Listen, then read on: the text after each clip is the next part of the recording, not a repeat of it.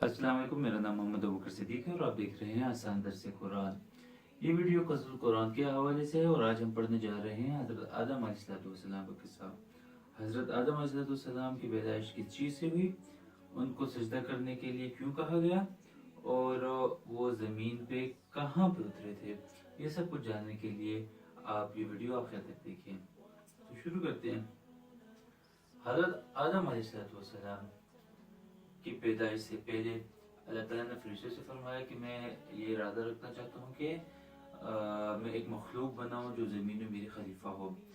इससे पहले ज़मीन पे जिन्नात रहते थे, तो वो काफ़ी सरकश लोग थे। उन्होंने आपस में लड़ लड़ कर एक दूसरे को ख़त्म कर दिया। फरिश्तों ने उन्हीं पर कियास किया और वो यही समझे कि भाई इंसान भी इसी तरह करेंगे। तो उन्होंने अल्लाह ताला से फरमाया कि आप एक ऐसी मखलूक को पैदा ना करें जो ज़मीन में फसाद फैलाएगी। लेकिन अल्लाह ताला ने उनसे फरमाया कि मैं जो चीज़ें जानता हूँ वो तुम लोग नहीं जानते। ठीक है। इसके बाद फरिश्तों को हुक्म मिला कि वो ज़मीन की तरफ जाए और ज़मीन से मिट्टी लेकर आए। तो हज़रत आदम अलैहिस्सलाम की पैदाइश इस मिट्टी से हुई। हज़रत आदम अलैहिस्सलाम का जिस्म बना दिया गया और उसके बाद अल्लाह ताला ने हज़रत आदम अलैहिस्सलाम के जिस्म में रूह फूंक दी। इसके बाद अल्लाह ताला ने ये फैसला किया कि फरिश्तों पर हज़रत आदम अलैहिस्सलाम की बरतरी को ज़ाहिर फरमाए और हज़रत आदम अलैहिस्सलाम को इल्म दिया। ठीक है। तो इल्म किस चीज़ का दिया था? इल्म दुनिया की कायनात की तमाम चीज़ों का और उसकी कैफियत का इल्म अल्लाह ताला ने हज़रत आदम अलैहिस्सलाम को दिया था। तो इल्म देने के बाद अल्लाह ताला ने फरिश्तों को और आदम अलैहिस्सलाम को जमा किया और उनसे कहा कि भाई अपना इल्म का इजहार करो। तो अल्लाह ताला ने सबसे पहले तो फरिश्तों से पूछा कि भाई इन चीज़ों के बारे में आपको क्या कुछ मालूमात हैं। तो फरिश्तों ने अपना इज़्ज़त और इनकिसारी का इजहार किया कि भाई हमें तो इस चीज़ों के बारे में कुछ भी इल्म नहीं है। लेकिन हज़रत आदम अलैहिस्सलाम को इन तमाम चीज़ों का इल्म था। तो फरिश्ते इस बात से समझ गए कि इंसान को जो है ना, इंसान के अंदर क्या खूबी है और वो फजीलत आदम अलैहिस्सलाम की मान गए। असल में ये इल्म जो है ना, आदम अलैहिस्सलाम को फरिश्तों के सामने दिया गया था, लेकिन फरिश्तों के अंदर वो अखज़ करने की सलाहियत नहीं है, लिहाजा वो इस इल्म को जो है याद नहीं रख सके। जबकि आदम अलैहिस्सलाम के अंदर अल्लाह ताला ने अखज़ की सलाहियत रखी है, लिहाजा उनको सब कुछ याद हो गया। इल्म की बरतरी जब साबित होगी तो अल्लाह ताला ने मज़ीद बरतरी फजीलत साबित करने के लिए फरिश्तों को हुक्म दिया कि आप आदम अलैहिस्सलाम को सजदा करें। ये हुक्म आम था। उस वक्त फरिश्तों में जो जिन्नात मिसाल तो इब्लीस जो है जो शामिल था, उसको भी हुक्म था। इब्लीस जो है ये चूँकि जिन्नात में से था, जब जिन्नात इस दुनिया में थे और उन्होंने जो है कत्ल गारत का बाजार गर्म किया हुआ था, उस वक्त अल्लाह ताला ने फरिश्तों को हुक्म दिया था कि जाकर जो है तमाम जिन्नात को ख़त्म कर दें। जब फरिश्तों ने उनके साथ जंग लड़ी, उनको ख़त्म कर दिया, तो उस वक्त इब्लीस जो था, ये शैतान जो था, ये एक छोटे बच्चा था जिन्नों का।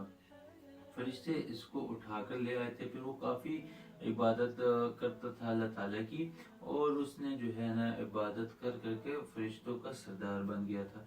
लेकिन यहाँ आखिर में यहाँ पर आकर उसके अंदर थोड़ा सा तकब्बुर पैदा हो गया था और अल्लाह ताला ने उसी को जाहिर की करना था।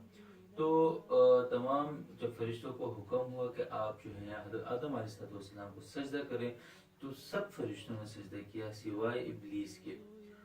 उसके अंदर तकब्बुर आ गया था। उसने ये बात कही कि मैं तो आग से बना हुआ हूँ, जबकि आदम अलैहिस्सलाम मिट्टी से बने हुए हैं और आग जो है मिट्टी से ज़्यादा बेहतर है, लिहाजा मैं आदम अलैहिस्सलाम को क्यों सजदा करूँ। तकब्बुर की वजह से ये बात कही। अल्लाह ताला ने उसको इस नाफरमानी की वजह से मरदूद करार दे दिया और उसको जो है जन्नत से निकाल दिया। ठीक है।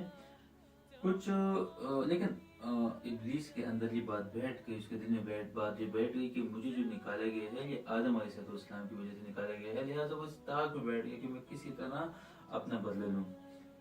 खैर दूसरी तरफ आदम अलैहिस्सलाम को जन्नत में रहने का हुक्म दिया गया और वो जन्नत में रहते रहे।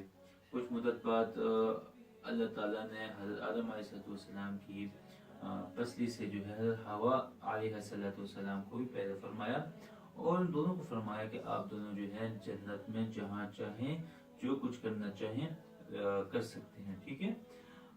لیکن ایک درخت کا ان کو بتا دیا گیا کہ بھئی آپ درخت یا پودا آپ اس کے قریب نہ جائیں، اس کو اس سے کوئی پھل یا پھل وغیرہ نہ کھائیں، ٹھیک ہے۔ تو شیطان کو تو موقع ہاتھ آ گیا، ٹھیک ہے۔ تو شیطان نے یہ بات اس طرح کام کیا کہ شیطان نے ان کے دلوں میں، حضرت حوا علیہ السلام کے دل میں جو ہے ایک وسوسے ڈالنا شروع کر دیا کہ بھئی دیکھو یہ پھل جس سے جو ہے نا آپ کو کھانے سے منع کیا گیا ہے، یہ خلد کا پھل ہے، ٹھیک ہے۔ خلد کا مطلب ہمیشہ کا، تو جو بھی اس پھل سے کھا لیتا ہے وہ جنت میں ہمیشہ رہتا ہے، ٹھیک ہے۔ تو آپ اس پھل سے کھا لیں، اس پھل کو کھا لیں آپ، یا اس درخت سے کھا لیں آپ، تو آپ بھی اس جنت میں ہمیشہ رہیں گے۔ لہٰذا انہوں نے جو ہے خطا سے یہ اس درخت کا پھل کھا لیا، جس کی وجہ سے اس وقت جو ہے سب سے پہلا اثر اس کا یہ ظاہر ہوا کہ ان کے جسم کے اوپر جو جنتی لباس ہے وہ غائب ہو گئے۔ حضرت آدم علیہ السلام کو اسی وقت احساس ہو گیا کہ ان سے غلطی ہو گئی ہے، لہٰذا انہوں نے ڈائریکٹ اللہ تعالیٰ سے معافی مانگنی شروع کر دی۔ اللہ تعالیٰ نے ان کو یہ فرمایا کہ تم دونوں اب، ان لوگوں کی سزا یہ ہے کہ تم دونوں اب سب دونوں جو ہے جنت سے نکل جاؤ گے، اور آپ جا کر دنیا میں زمین میں رہو گے، ٹھیک ہے۔ وہاں پر جو ہے آپ لوگوں کو مشکلات بھی ہوں گی، اور آپ کی جو اولاد ہوگی اس میں سے جو نیک لوگ ہوں گے اس کو میں آخرت میں جو ہے جنت میں داخل کروں گا، اور اگر وہ بد ہوں گے تو وہ جہنم میں جائیں گے۔ آدم علیہ السلام اب زمین پہ کس جگہ پہ اترے، ٹھیک ہے۔ تو حضرت آدم علیہ السلام کے بارے میں بعض لوگوں نے تو سری لنکا کا کہا ہے، بعض لوگ کہتے ہیں کہ ہندوستان، لیکن یہ سب جو ہے صحیح قول نہیں ہے۔ صحیح قول کے مطابق حضرت آدم علیہ السلام صفا پہاڑی کے اوپر اترے، جبکہ حوا علیہ السلام مروہ پہاڑی کے اوپر اترے، ٹھیک ہے۔ پھر ان دونوں نے ایک دوسرے کو مزدلفہ کے میدان میں دیکھا، اور جو جان پہچان ہوئی وہ عرفہ کے میدان میں ہوئی، ٹھیک ہے۔ جب حضرت آدم علیہ السلام زمین پر اتارے گئے تو وہ کافی نادم تھے، ٹھیک ہے۔ تو وہ اللہ تعالیٰ کی ہر وقت حمد و ثنا بیان کرتے تھے، اللہ تعالیٰ سے جو ہے استغفار کرتے رہتے تھے۔ اور حدیث شریف میں آتا ہے کہ آدم علیہ السلام نے اللہ تعالیٰ سے فرمایا کہ مجھے محمد علیہ السلام، محمد صلی اللہ علیہ وآلہ وسلم کے واسطے مجھے معاف کر دیں۔ تو اللہ تعالیٰ نے آدم علیہ السلام سے پوچھا کہ محمد کون ہے؟ تو آدم علیہ السلام نے فرمایا کہ جب اے اللہ تو نے جب مجھے پیدا کیا تھا تو میں نے عرش پہ لکھا ہوا دیکھا تھا لا الہ الا اللہ محمد رسول اللہ، تو میں اسے جان گیا تھا کہ وہ شخص جس کا نام اللہ تعالیٰ کے نام کے ساتھ لکھا ہوا ہے وہ کوئی معمولی شخص نہیں ہے، ٹھیک ہے، لہٰذا مجھے اسی کے واسطے معاف کر دیا۔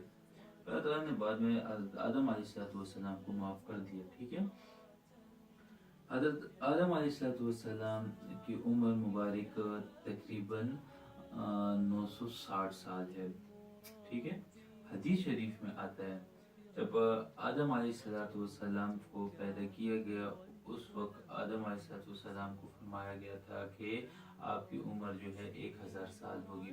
پھر اس کے بعد جب ان کی اولاد ان کو دکھائی گئی آدم علیہ السلام کو، تو انہوں نے حضرت داؤد علیہ السلام کو دیکھا تو ان کو کافی اچھے لگے۔ حضرت داؤد علیہ السلام کے بارے میں آدم علیہ السلام نے پوچھا تو کہ بھئی یہ کون ہے؟ تو اللہ تعالیٰ نے ان سے فرمایا تمہاری اولاد میں سے ہیں، ان کا نام داؤد علیہ السلام ہے، اور ان کی عمر 60 سال ہوگی۔ آدم علیہ السلام نے اللہ تعالیٰ سے فرمایا کہ میری عمر کے 40 سال حضرت داؤد علیہ السلام کو دے دیے جائیں، تو اللہ تعالیٰ نے آدم علیہ السلام کے 40 سال، عمر کے 40 سال حضرت داؤد علیہ السلام کو دے دیے۔